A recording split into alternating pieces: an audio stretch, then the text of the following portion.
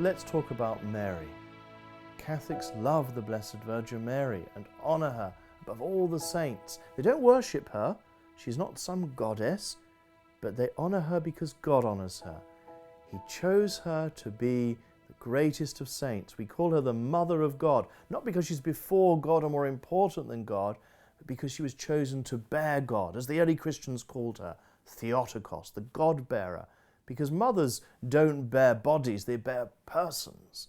And the person who was born of Mary was Jesus Christ, and to be that mother for him, she had to be chosen especially for that role, not just a mere biological vessel, but a worthy mother. If you could choose your own mother, how would you make her? She's called the Virgin Mary because before, during, and after the coming of Christ, she was virginal. She was the spouse of the Holy Spirit. Where he had entered, none other could. She could not have relations with a fallen man who would pass on original sin. It was fitting for her to be the Virgin. And the angel said that the Holy Spirit would come upon her. Mary knew quite well that you could conceive a child through marriage. She was espoused to Joseph, and yet she said emphatically, "How can this come about?" in the future tense, because I am a virgin, in the emphatic sense that it was not going to change. We're looking at an altarpiece painted by French artist Enguerrand Courtin, who was active in the area around Avignon and in Provence. Unusually for a work of art from this period, the contract survives, so we have very clear description of what the patron wanted the artist to achieve. And what we see here is a panoramic view of the cosmic order. The scene is dominated by the Trinity, who are crowning the Virgin. The Virgin is dressed as a beautiful queen. She wears a crown of jewels, and her robe is fine. God the Father and God the Son are painted near identically. Their robes are the same colour, and they hold the crown between them. They're surrounded by the heavenly host.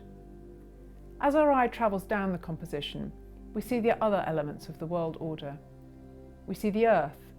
We see that shown by the depiction of Rome and of Jerusalem. And we know that the canon who commissioned this altarpiece had visited both of these places and wanted them included on the altarpiece. And below the temporal, we look down to the scenes of purgatory and of hell. And yet the composition is dominated in sheer scale by the Trinity. It provides the figures on earth below with a heavenly vision of the future, and with Mary at the centre of that.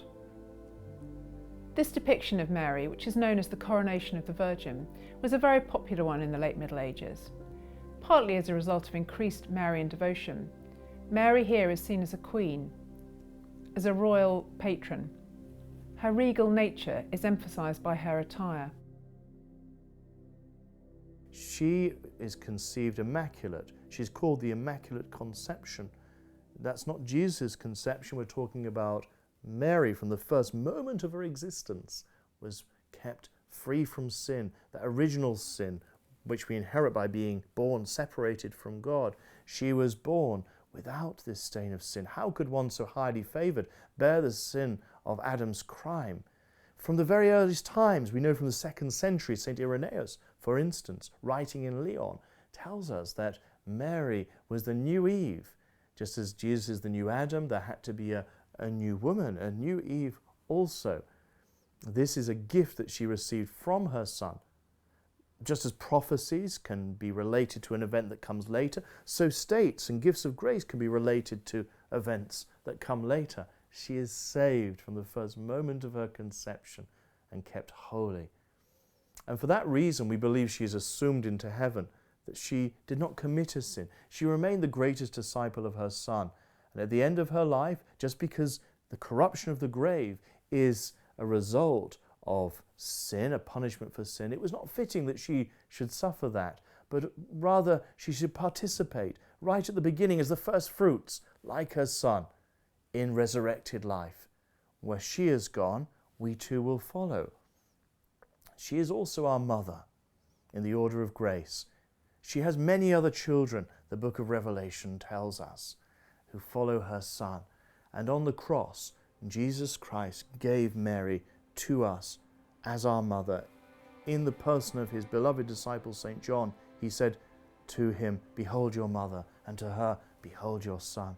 And therefore we have very close bonds with the Blessed Virgin Mary, and we ask for her prayers.